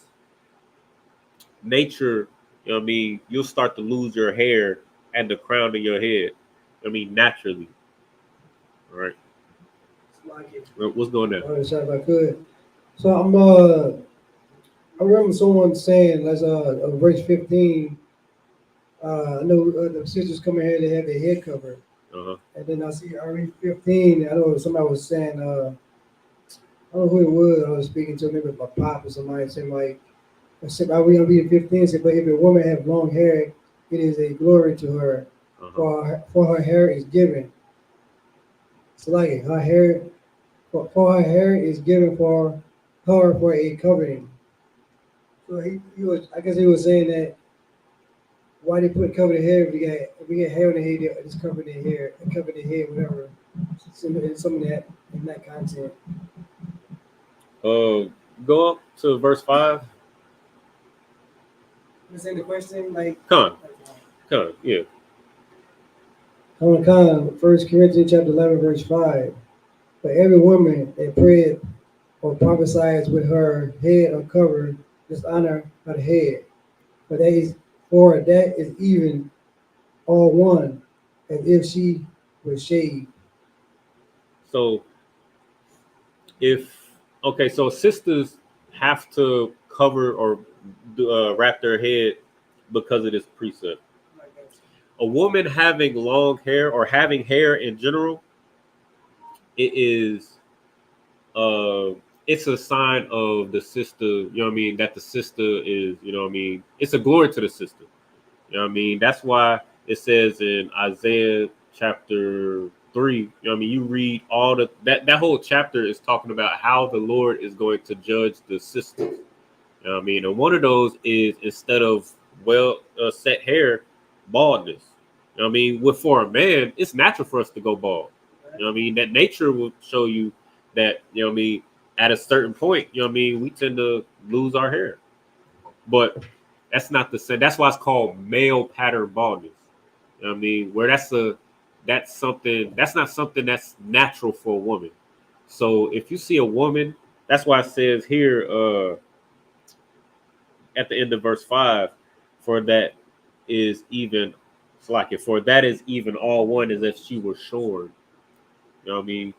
A sister not having her head covered, you know what I mean, is just as dishonorable as if her head was, if she didn't have any hair. You know what I mean? But you know what I mean, your hair is not, you have to wrap your hair when, you know what I mean, when you, that's why you see the sisters wrapping their hair when they're in class and when the scriptures is being taught. Go ahead. Kind of walk on, and it's so heavy that you bring that out, because if the Christians or Salaki or people read in context and use the practical knowledge, it will only make sense. You know what I'm saying? Even with that verse that you brought out, that their hair is not the covering, because it wouldn't even say it in that tone. You know, it describes that it's not the hair. You know, right in that verse that you brought out. Right. But again, they just read one thing and then they don't really use in the contact with precept upon precept, knowing that it's a shame for a woman to be bald and their hair was their glory. So it's like, oh, my hair.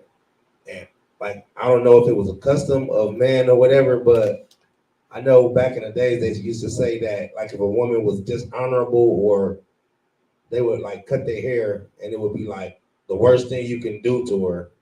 You acting mannish, or you doing something against your husband, and he cut your hair, and it was like you getting a whooping almost, or something like that. It's like, you don't touch that hair. Right. I mean, that hair, boy, that'll get you jammed up. Long story short, you know what I mean, anything that you see anything you see Commander General Yohana doing, anything you see General Muhammad and the generals and the captains, you know what I mean, doing, that's what you do. You know what I mean? Just to make it plain and simple for you. You know what I mean? Even if you don't understand it, you know what I mean, do it because you see them doing it, because they know exactly what they're doing. They've been holding it down, you know what I mean, since the 80s, since before the 80s. You know what I mean? They took what was passed down since 1969 and held on to it. You know what I mean? So just do what you see is being done in here. You know what I mean? Long story short, you know what I mean, you don't see no sisters. You see these sisters walking around with their hair wrapped. So sisters, wrap your head. You know what I mean? You see these brothers with a headpiece on and they got the crown exposed. You do that. You know what I mean? But let's see. And of course, I'm gonna address this as well. Of course, not all men lose their hair when they get older. You know what I mean? Some, you know what I mean? Look, never mind, I ain't gonna go into that. But of course, to keep it simple, not all men lose their hair. But it is called male pattern baldness. It's not called. You haven't heard of women pattern baldness. That's something that is particularly pertains to men as a majority. You know what I mean? We got to use our brains a little bit, right? Oh yeah. It's the when a sister started to lose their hair, it's a disease. It's a plague. You know what I mean? That's the point. You know what I mean, but also, but with that, let's say Majum, which means to stand. We'll give a courtesy salute to the brothers. The visual Majum Shabbat. Majum, Barak. Yajim Batah, Sor, we'll turn the face to sisters, give courtesy salute to the sisters. The visual Majum Shabbat. Majum, Barak. Yajim Batah, dismiss.